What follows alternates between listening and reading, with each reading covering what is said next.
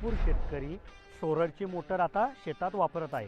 तर त्याच्यासोबतच शेतकऱ्यांच्या मनात असा एक प्रश्न निर्माण होतो की आता ह्या सोलरच्या मोटरवर मी ठिबक सिंचन करू शकतो का? तर असाच एक प्रश्न विकास माने यांनी विचारला आहे की 5 किलोमीटर लांब पाईपलाईन आहे, 7.5 HP सोलर मोटर आहे, तर चालेल का?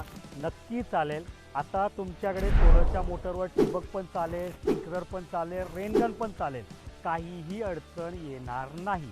तर यामध्ये अडचण काय होते की जेव्हा इलेक्ट्रिकची मोटर असते ना, तेव्हा ती इलेक्ट्रिकची मोटर एकसारखा परफॉर्मन्स 24 तास देते आणि सोलरची मोटर रात्री परफॉर्मन्स कमी देते। ज्या दिवशी ऊन नसेल त्या दिवशी तिचा परफॉर्मन्स कमी असेल।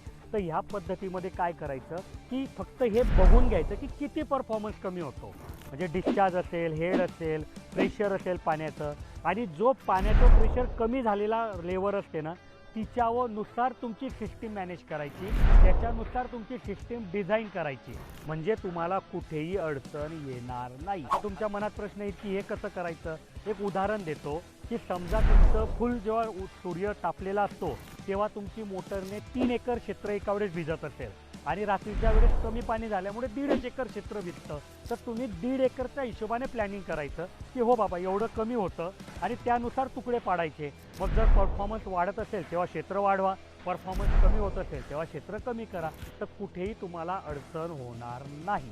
तुमच्या मनात काही प्रश्न असेल तर कमेंटमध्ये विचारा, मी पुढच्या व्हिडिओमध्ये त्याचं उत्तर द्यायचा प्रयत्न नक्की करेन। धन्यवाद।